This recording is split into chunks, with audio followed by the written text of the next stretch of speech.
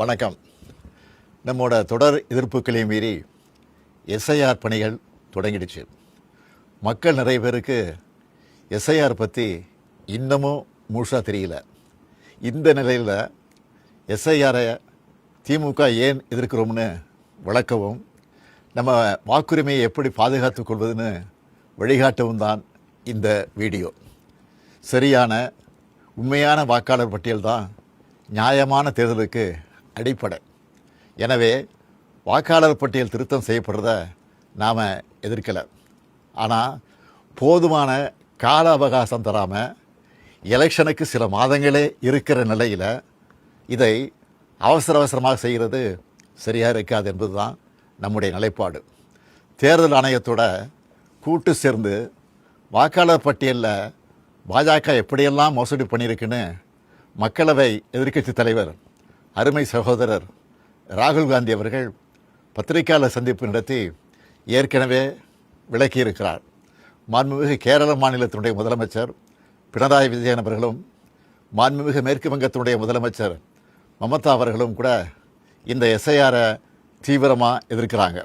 நாமளும் எஸ்ஐஆர் அறிவித்தப்பவே இது சதின்னு உணர்ந்து எதிர்த்தோம். கூட்டணி கட்சிகளோட கலந்து பேசணும். அனைத்து கட்சி கூட்டம் கூட்டி தீர்மானம் போட்டோம். உச்சநீதிமன்றத்தில் வழக்கு போட்டிருக்கிறோம்.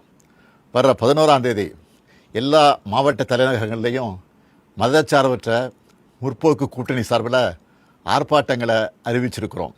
அதுக்கு முன்னாடி எஸ்ஐஆருக்காக வழங்கப்படுகிற கணக்கீட்டு படிவத்திலேயே எத்தனை பிரச்சனைகள் குழப்பங்கள் இருக்குன்னு உங்களோடு பகிர்ந்துக்கன்னு நினைக்கிறேன். இதோ எனக்கு கூட இந்த எனுமரேஷன் ஃபாரம் கொடுத்துருக்குறாங்க. உங்களில் சில கையிலையும் இந்த ஃபாரம் இந்நேரம் வந்து சேர்ந்துருக்கும்.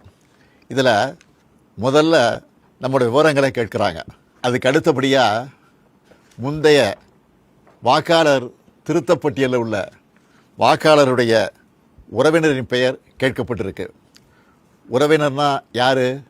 அப்பாவா, அம்மாவா, அண்ணனா, தங்கையா, கணவனா, மனைவியா, பசங்களா, யார்? எல்லாரும் தானே வாக்காளர் பட்டியல் இருப்பாங்க. இதில் ஏதாவது தெளிவு இருக்கா? வாக்காளருடைய உறவினர் பெயர்னு சொல்லப்பட்டிருக்கக்கூடிய இடத்துல முதல்ல பெயரும் பிறகு வாக்காளரின் புகைப்பட அடையாள அட்டை எண் என்றும் கேட்கப்பட்டிருக்கு. மூன்றாவதாக மீண்டும் உறவினர் பெயர்னு கேட்கப்பட்டிருக்கு. முதல்ல யார் பேரை எழுதணும்? எந்த வாக்காளர் விண்ணப்பிக்கிறாரோ அவர் பெயரா அல்லது உறவினர் பேரா? சின்ன தப்பு இருந்தால் கூட தேர்தல் ஆணையம் அந்த படிவத்தை ஏற்றுக்காமல் வாக்காளர் பட்டியலிருந்து பெயரை நீக்கிற ஆபத்தும் இருக்குது.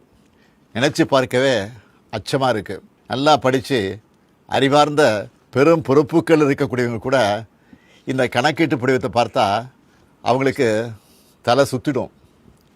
இந்த படிவத்தில் வாக்காளரோட புகைப்படத்தை அச்சிட்டு தற்போதைய புகைப்படத்தை ஒட்டணும்னு சொல்லப்பட்டிருக்கு. ஆனால் மாநில தேர்தல் ஆணைய அதிகாரி என்ன சொல்லுகிறார்? உங்களுக்கு விருப்பம் இருந்தால் ஒட்டலாம்னு அரசியல் கட்சிகள் கலந்துக்கிட்ட கூட்டத்தில் சொல்லியிருக்கிறார். இது இன்னொரு இடியாப்பு சிக்கல். ஒருவேளை ஃபோட்டோ ஒட்டலைன்னா என்ன நடக்கும்? வாக்குரிமை பறிக்கப்படுமா படாதா? தொகுதியோட வாக்காளர் பதிவு அதிகாரி, அதாவது இஆர்ஓ கையில் தான் இந்த முடிவு இருக்குது. இவங்க எல்லாரும் ஒரே மாதிரியான முடிவு எடுப்பாங்கன்னு சொல்ல முடியாது. இப்படி முதல் கோணல் முற்றிலும் கோணல் என்ற கதையாக எல்லா இடத்துலையும் குழப்பம்தான். இந்த நிலையில் எதிர்க்கட்சிகளை சேர்ந்த சில அதிமேதாவிகள் இந்த எஸ்ஐஆர் பணியை நடைமுறைப்படுத்துவது மாநில அரசின் பணியாளர்கள் தான், அப்புறம் ஏன் திமுக எதிர்க்கணும்னு புரிதலற்ற உண்மைக்கு புறமான விவரங்களை வச்சு பேசுகிறாங்க. ஒரு பணியாளரை தேர்தல் ஆணையம் தன்னுடைய பணிக்காக எடுத்த நொடியிலிருந்து அவர் தேர்தல் ஆணையத்துக்கு கட்டுப்பட்டு தான் செயல்படுவாரை ஒழிய மாநில அரசோட கட்டுப்பாட்டில் இருக்க மாட்டார். மக்களை திசை திருப்பினா போதும்னு தவறான தகவலை பரப்பக்கூடாது. என்னத்தையாவது பொய்ய சொல்லி எஸ்ஐஆரை எப்படியாவது நடத்திடலாமா, ஏழை எளிய மக்களுடைய வாக்குரிமையை நீக்கிடலாமான்னு எதிர்க்கட்சிகள் நினைப்பது வேதனைக்குரியது. எஸ்ஐஆர் தொடங்க நாளிலிருந்து களத்தில் இருக்கக்கூடிய நம்முடைய கழகத்தினரும் நிறைய பிரச்சனைகளை நம்ம கவனத்துக்கு கொண்டு வந்துட்டு இருக்காங்க. பிஎல்ஓக்கள் வர்றதில்லை, வந்தாலும் போதிய அளவு கணக்கீட்டு படிவங்களை கொண்டு வர்றதில்லை.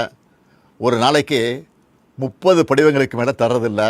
இந்த லட்சணத்தில் ஒரு தொகுதியோட இஆர்ஓ 3 லட்சத்துக்கும் மேற்பட்ட கணக்கீட்டு படிவங்களை இத்தனை குறுகிய கால அவகாசத்தில் எப்படி கொடுத்து வாங்குவாங்க? வாங்கினா வேலை முடிஞ்சுதா? அதுவும் இல்லை. அதை கடினமயமாக்கி ஒரு டிசம்பர் 7ஆம் தேதி வரைவு வாக்காளர் பட்டியலை வெளியிடணும். போகிற போக்கை பார்த்தா எப்படி இதையெல்லாம் செஞ்சு முடிக்க போகிறாங்கன்னு தோணுது. திராவிட முன்னேற்ற கழகமும் கூட்டணி கட்சிகளும் தொடர்ந்து சொல்லிட்டு வர்றது போல் அதிக அளவிலான வாக்காளர்கள் நீக்கப்படுவாங்க நச்சம் இதன் மூலம் உறுதியாகுது. பிஎல்ஓக்கள் தங்களுடைய பணியை சரிவர செய்யலைன்னா இந்த எஸ்ஐஆர் பணியே மொத்தமாக பாதிப்பை சந்திக்கும். பிஎல்ஓக்களும் கட்சிகள் பிஎல்ஏ2க்களும் இணைந்து செயல்பட தேவையான எல்லாத்தையும் தேர்தல் ஆணையம் சொன்னாங்களே தவிர ஆனால் அப்படி ஒரு சூழலை இதுவரை உருவாக்கவே இல்லை. திமுக பிஎல்ஏ2 தயாராக இருந்தாலும் கூட பல இடங்களில் பிஎல்ஓக்கள் வராமல் இருக்காங்க. இதையெல்லாம் மீறித்தான் நம்ம செயல் வீரர்கள் விழிப்பாக செயல்பட்டு வராங்க. உங்களுடைய வாக்கு நீக்கப்படுமா என்று கேட்டால் அப்படி ஒரு அபாயம் நிச்சயம் இருக்குது, இல்லைன்னு சொல்லிட முடியாது. அதை தடுக்கணும்னா உங்கள் பகுதிக்குரிய பிஎல்ஓ யாருன்னு கேட்டு அவர்கிட்ட இருந்து கணக்கீட்டு படிவத்தை வாங்கி சரியாக நிரப்பி திரும்ப சமர்ப்பிக்கணும். அதுக்கான ஒப்புகை சீட்டையும் மறக்காமல் வாங்கணும். இதுதான் உங்களுடைய வாக்குரிமையை பாதுகாக்கும். வாக்குரிமை தான் ஜனநாயகத்தோட மறுக்க முடியாத அடிப்படையான உரிமை. தற்போதைய நிலையிலான எஸ்ஐஆரில் ஒட்டுமொத்த தமிழ்நாட்டு மக்களோட வாக்குரிமைக்கும் ஏற்பட்டிருக்கக்கூடிய பாதிப்பு, இதை எதிர்கொள்ள திமுக சார்பில் உதவி மையம் அமைச்சிருக்கிறோம். இது திமுகவினருக்கு மட்டும் அமைச்சிருக்கக்கூடிய உதவி மையம் இல்லை, எல்லோருக்குமானது. அதனால் கழக நிர்வாகிகள் மட்டுமில்லாமல் எஸ்ஐஆரால் பாதிக்கப்படுற அனைத்து பொதுமக்களும் நாங்கள் அறிவிச்சிருக்கக்கூடிய 806542 200220 என்ற, மறுபடியும் சொல்கிறேன், 806542 200220 என்ற உதவி எண்ணை தொடர்பு கொண்டு உங்கள் சந்தேகங்களை தீர்த்துக்கலாம். உங்களுக்கு தேவையான வழிகாட்டுதல்களை பெறலாம். தமிழ்நாட்டு மக்களின் வாக்குரிமையை காக்க திமுக உங்கள் தோழனா துணை நிற்க தயாராக இருக்குது. நம் வாக்குரிமையை பறிக்கக்கூடிய ஆபத்து வாசல் தேடி வந்துடுச்சு. அனைவரும் ஒன்றிணைந்து செயல்பட்டு விழிப்போடு இருந்து தமிழ்நாட்டில் ஜனநாயகம் படுகொலை செய்யப்படாமல் பாதுகாப்போம். எஸ்ஐஆரின் சதிவேளையில் சிக்காமல் நம்ம வாக்குரிமையை நிலைநாட்டுவோம். நன்றி, வணக்கம்.